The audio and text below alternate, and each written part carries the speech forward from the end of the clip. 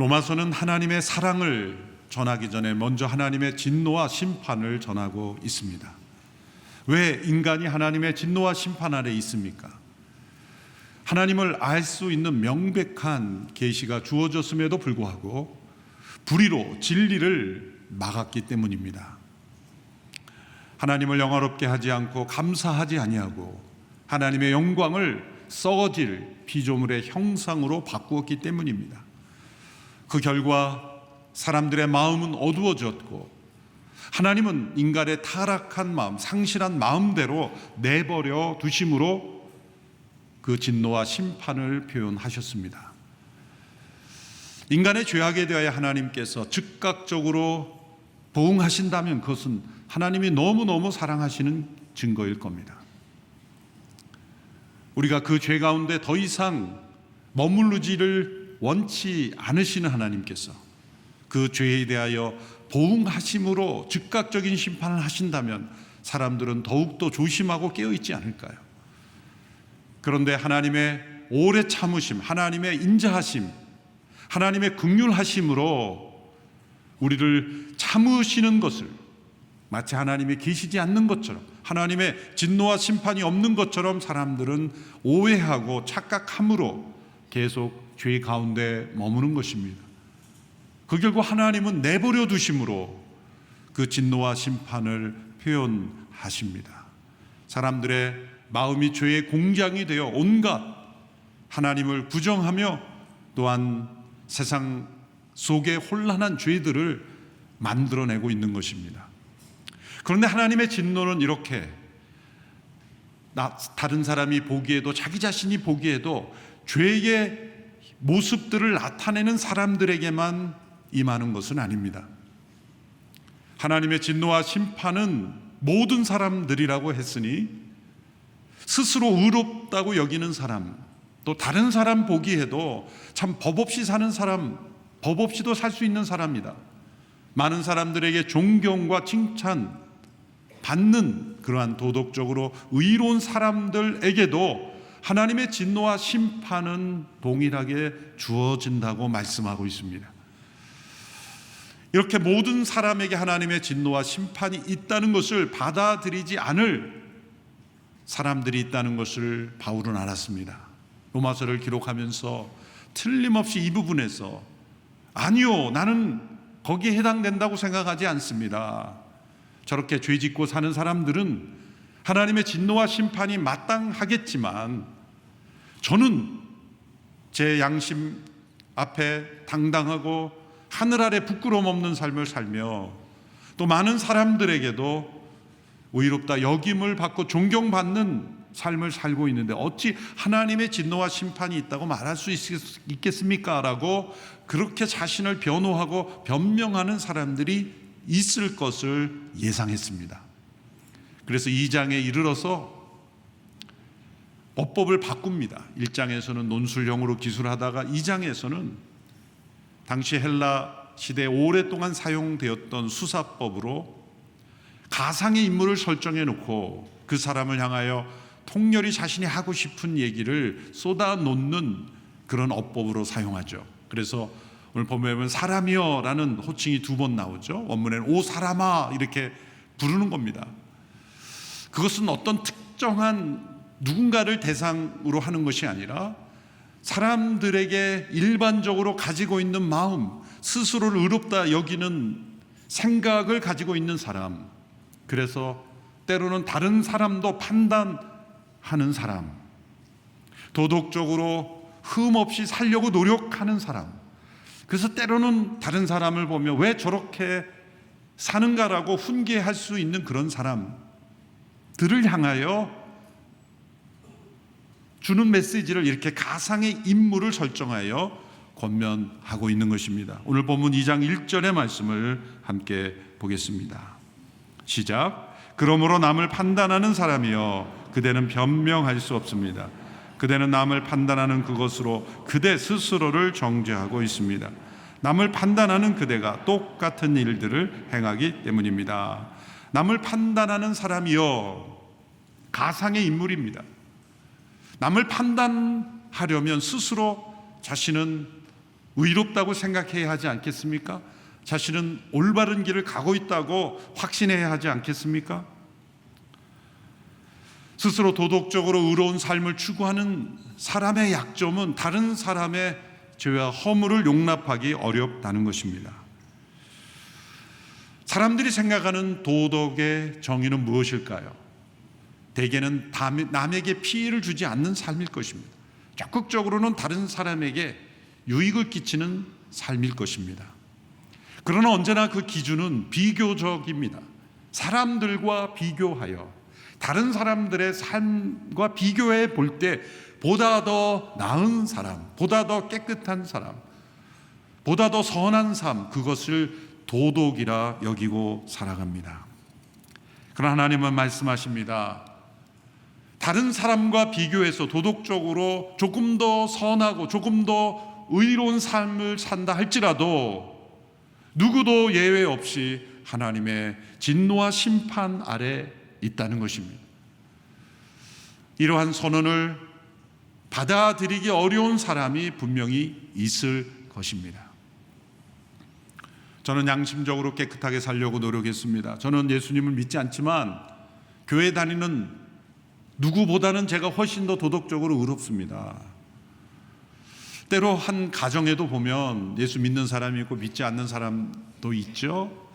그런데 어떤 가문을 보면 그 가문에 가장 도덕적으로 깨끗하고 성실하게 사는 사람은 믿지 않는 사람이고, 그 가문에서 가장 논쟁과 문제를 일으킨 사람이 믿는 사람인 경우도 있어요.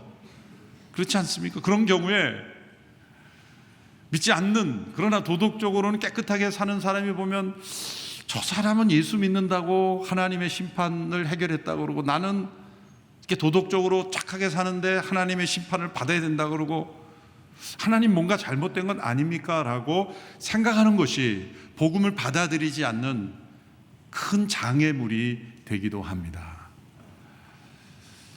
저희 친척 가운데서도 믿지 않는 어르신이 한 분 계신데 그분이 가장 선하게 사세요. 가족이나 친척에게도 가장 성실하세요. 욕심 없이 사회적으로 반듯하게 성실하게 사세요. 그런 모습들을 보면서 모든 사람이 하나님의 진노와 심판 아래 있다고 하는 이 말씀을 받아들일 때 그럴까라고 의문을 던지는 사람이 있을 수 있다는 거죠. 그러나 하나님은 분명히 말씀하십니다. 의인은 없나니 하나도 없다. 왜 그럴까라는 것을 오늘 말씀하고 계신 것입니다. 인간 자신에게 있는 어떤 위대함이나 어떤 고상함이나 어떤 선함이나 어떤 착함으로도 하나님의 진노와 심판 아래서 제외될 수 없다는 것입니다. 때로 남을 판단할 수 있을 만큼 분별력 있고 도덕적으로 의로운 사람들은 다른 사람은 몰라도 나는 하나님의 진노와 심판에서 제외되어야 된다고 생각할지 모르지만 오늘 3절 이하 5절의 말씀에서 하나님은 이렇게 말씀하십니다. 그런 일을 행하는 사람을 판단하면서 똑같은 일을 행하는 사람들이요, 그대가 하나님의 심판을 피할 수 있을 걸로 생각합니까? 피할 수 없다는 겁니다. 4절 5절의 말씀을 함께 읽어보겠습니다. 시작. 아니면 하나님의 인자하심이 그대를 회개로 이끄시는 것을 알지 못하고 그분의 인자하심과 용납하심과 오래 참으심의 풍성함을 멸시합니까? 그대의 고집과 회개하지 않는 마음 때문에 그대는 진노의 날 곧 하나님의 의로운 심판이 나타날 그날에 그대에게 임할 진노를 쌓고 있습니다. 진노를 쌓고 있다는 그대는 누구입니까?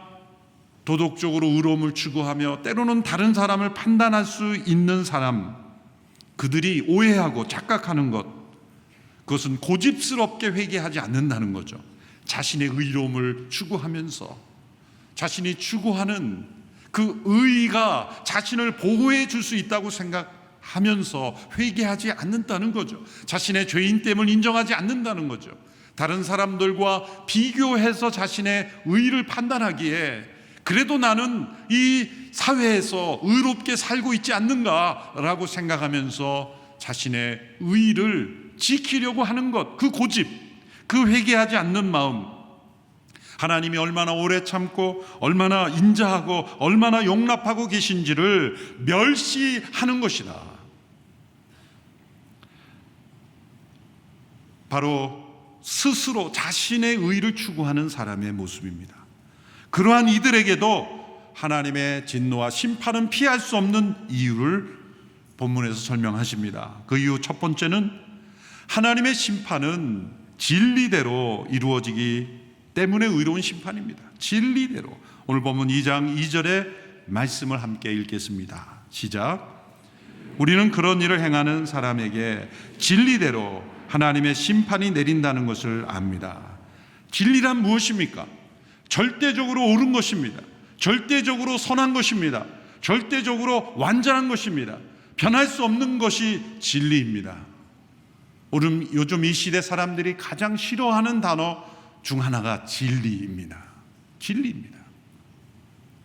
과거 20, 30년만 해도 복음을 전하면 당신들이 전하는 이 복음과 하나님의 말씀이 진리이냐를 따졌어요. 그런데 요즘은 당신은 진리가 있다고 믿습니까? 다른 사람에게 믿으라고 할 수 있는 진리가 있다고 생각합니까? 라는 질문을 던집니다. 모든 사람들이 받아들여야 될 절대적 진리는 존재하지 않는다는 세계관이 지금 이 시대의 포스트 모더니즘의 가장 중요한 특징이에요.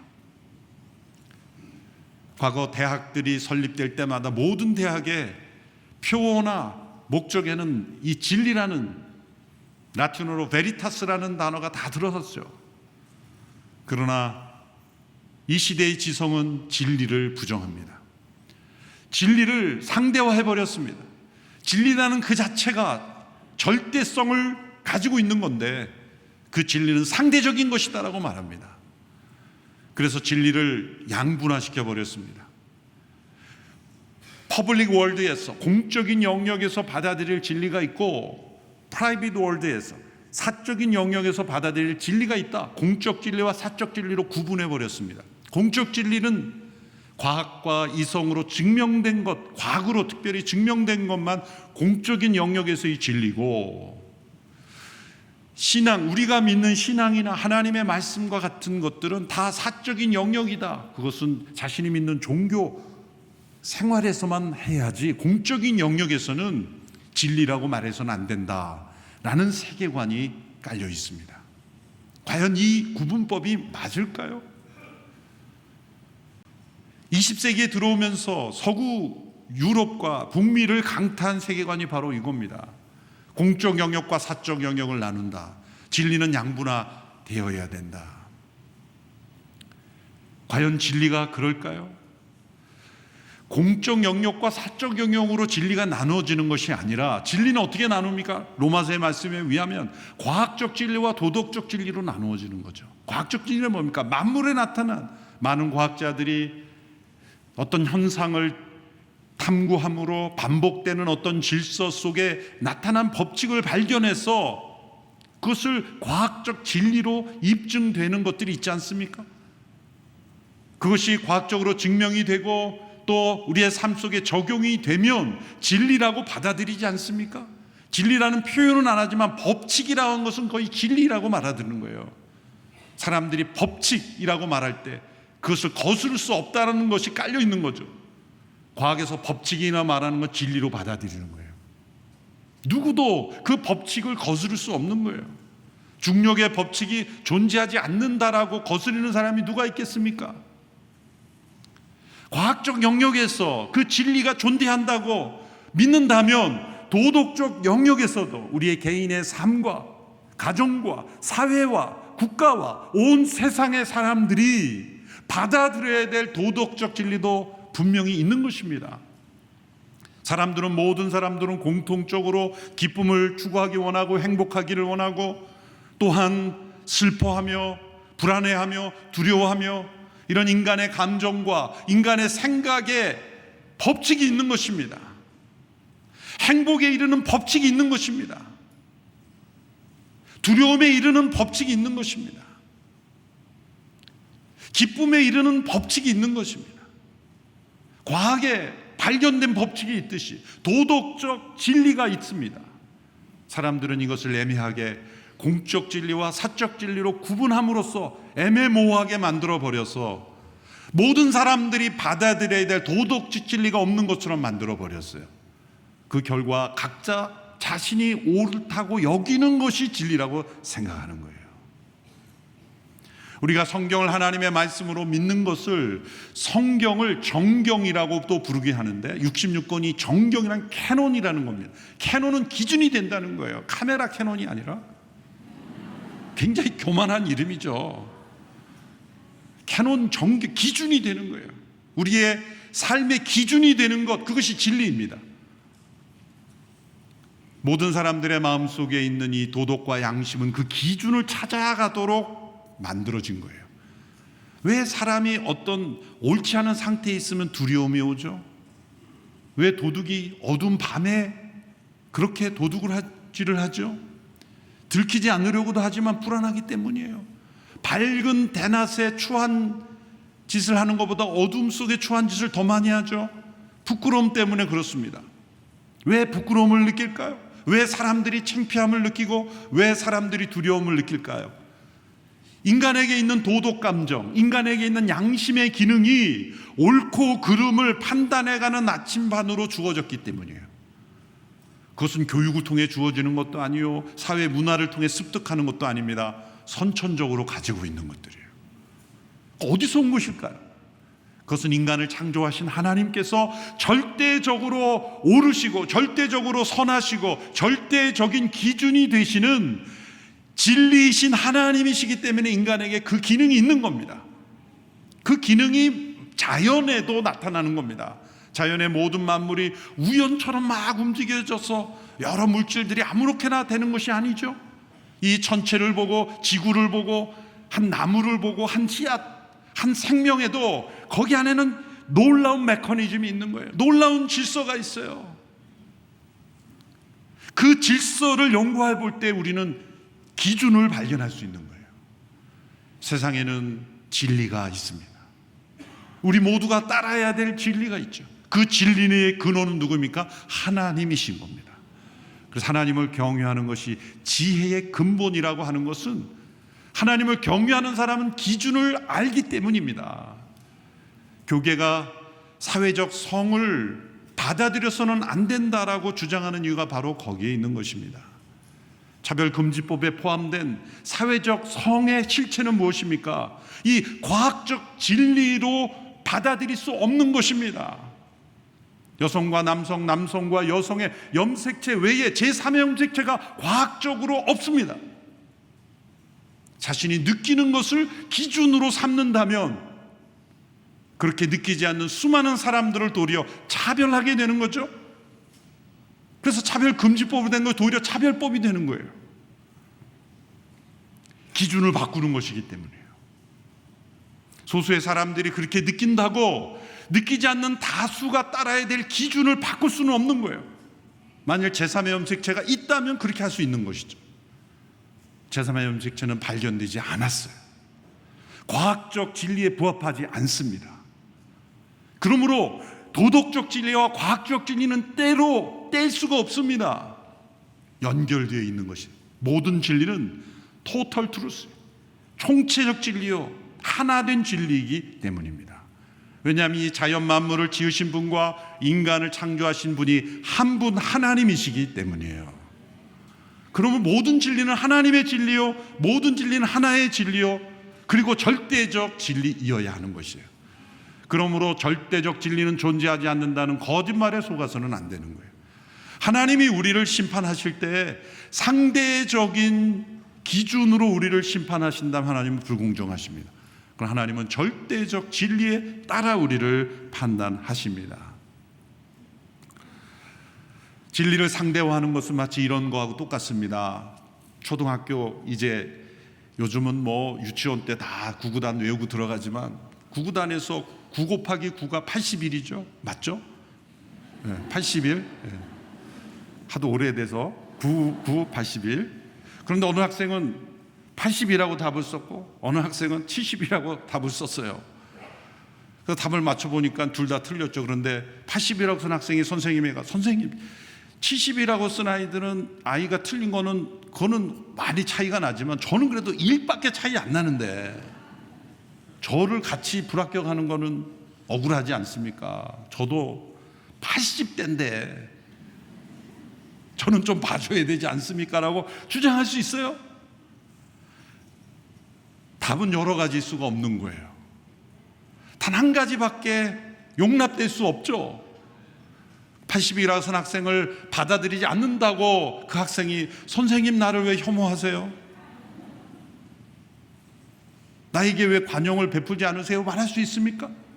세상에는 옳고 그름의 기준이 있다는 겁니다. 하나님은 절대 진리의 기준을 따라 우리를 심판하신다는 거예요.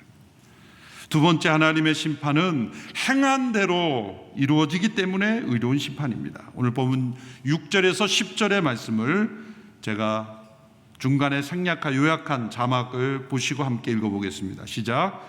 하나님께서는 각 사람에게 그의 행위에 따라 갚아주실 것입니다. 악을 행하는 모든 사람의 영혼에 환난과 고통이 있을 것입니다. 그러나 선을 행하는 모든 사람에게는 영광과 존귀와 평강이 있을 것입니다.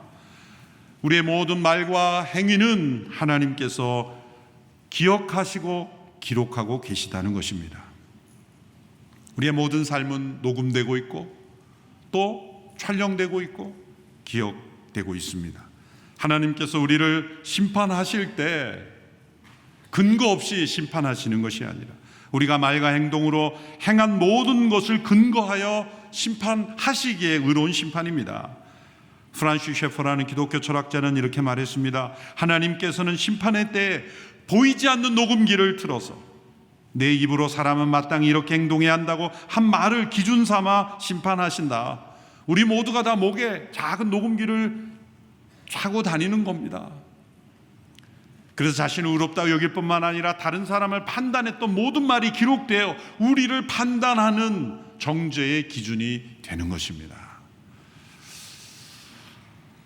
하나님은 인간이 모르는 기준에 의해 심판하시는 것이 아닙니다. 인간이 너무나 잘 알기에 때로는 다른 사람을 판단하는 기준으로 사용했던 바로 그 기준으로 판단하시기에 공정하고 의로운 심판입니다.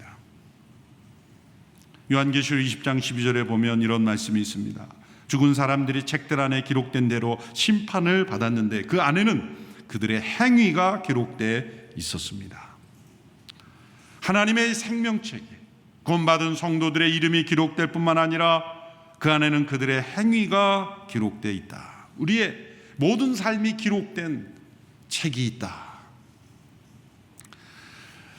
대학 시절 기독 동아리 후배 중에 한 형제가 어느 날 꿈을 꾸고 와서 놀란 표정으로 와서 이런 간증을 했어요. 꿈을 꾸었는데 하나님의 심판대 앞에 선 거예요. 그 요한계시록이 이 기록된 책 앞에 선 거예요. 얼마나 놀랐겠어요. 그래서 그 책을 보니까 거기에 이름들이 있더라는 거예요. 그래서 같이 선후배들의 이름을 찾아봤더니 제 이름이 있다고 확인해 줬어요. 그 친구가 얼마나 고마운지. 제 이름도 있고 주변에 있는데 자기 이름이 없더라는 거예요. 얼마나 놀랐겠어요. 이거 계시록의 저 책인데 저게 이름이 없으면 어떻게 되는지 아니까 떨고 있는데 마침 그 지키던 천사가 화장실을 갔는지 자리를 비운 거예요.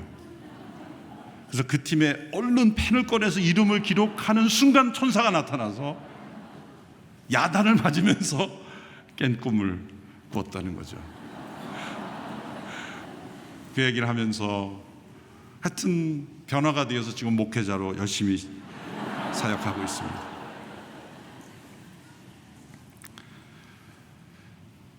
이 말씀을 왜 주셨습니까? 우리의 모든 이 땅에서 삶은 영혼으로 연결된다는 거예요.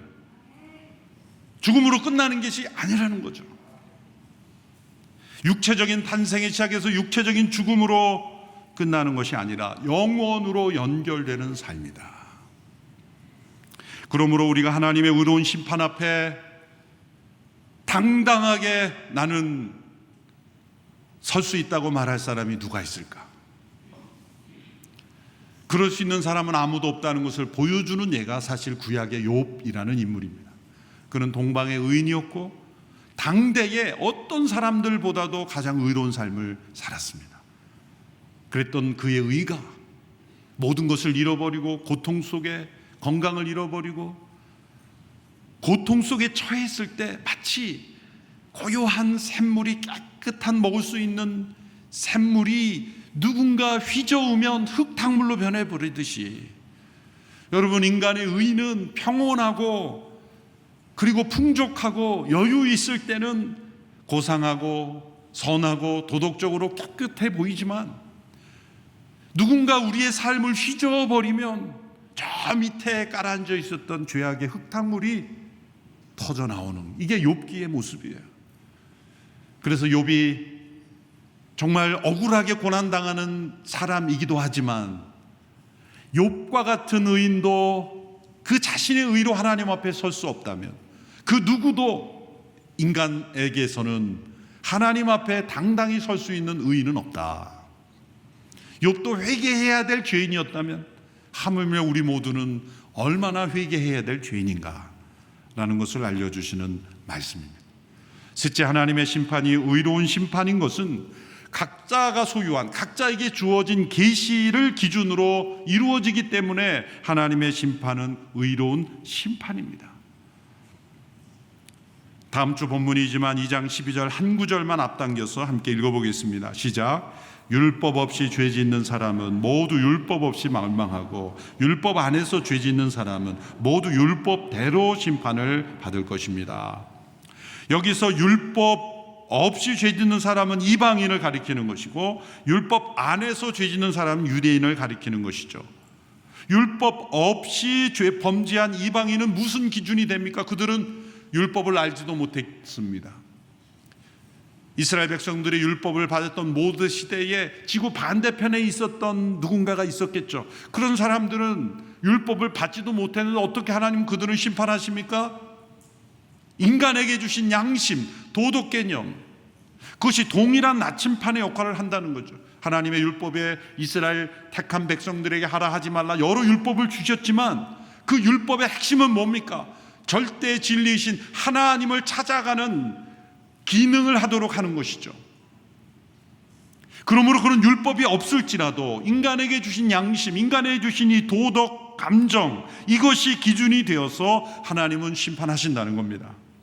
그러므로 하나님은 각 사람이 전혀 알지 못하는 기준에 의해서 심판하지 않으신다는 겁니다. 모든 시대 모든 사람을 동일한 기준으로 심판하지 아니하시기에 하나님은 공의로운 하나님이시다. 학교 다닐 때 선생님 중에 제일 학생에게 인기 없는 선생님이 어떤 선생님입니까? 시험 범위를 알려주고 시험 범위 밖에서 문제를 내는, 얼마나 참 어이없는 일입니까? 하나님은 그렇게 하시지 않는다는 거죠. 하나님은 시험 범위를 내주신 범위 안에서만 문제를 내시기에 공정하신 하나님이시다. 우리를 심판하실 때 우리가 전혀 알지 못하고 알려주시지 않은 기준으로 심판하시지 않습니다. 인간에게 있는 이 도덕적인 본성, 양심, 이것이 바로 이스라엘 백성에게 주었던 율법과 같은 기능을 하기에 우리는 하나님의 심판 앞에 서게 된다는 겁니다. 결론적으로 하나님의 심판은 진리대로 이루어집니다. 또 하나님의 심판은 우리의 행한 대로 이루어집니다. 우리 각자에게 주신 계시대로 다른 기준으로 심판하십니다. 그러므로 하나님의 심판은 의로운 심판입니다. 하나님은 이 세상의 기준으로 판단하지 않습니다. 사람들이 보기에 의로운 것, 깨끗하고 고상하고 위대한 것은 어떤 의미에서는 다 가면에 불과한 것입니다. 어떤 역할에 불과한 것입니다. 하나님은 우리가 쓰고 있는 가면과 역할로 우리를 판단하시지 않고 우리의 있는 그대로의 모습, 실제 우리 자기 존재를 판단하시는 하나님이십니다. 왜 이런 말씀을 주시는 걸까요?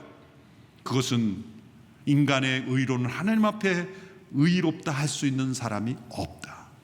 하나님의 심판을 피할 수 있는 인간의 의로움은 없다.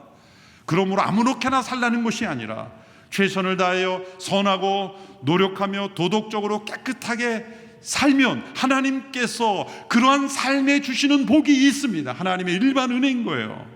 다른 사람보다 더 정직하고 다른 사람보다 더 의롭게, 다른 사람보다 더 성실하게 살면 그러한 도덕 가치에 따라 주시는 하나님의 은총이 또 있습니다. 아무렇게나 살아도 된다는 게 아니죠. 그러한 하나님의 일반 은총이 있지만, 그러나 인간이 추구하는 의로는 하나님의 절대적 심판 앞에 설 수 없다는 겁니다. 그러므로 우리가 이 땅에서도 최소한 도덕적으로 깨끗하고 의롭게 살아야 합니다. 그러나 자신의 의로는 하나님 심판을 견딜 수 없다. 그러므로 우리는 예수 그리스도를 통해 하나님이 주시는, 값없이 주시는 선물로 하나님의 의가 필요한 존재라는 것을 말씀하고 있습니다.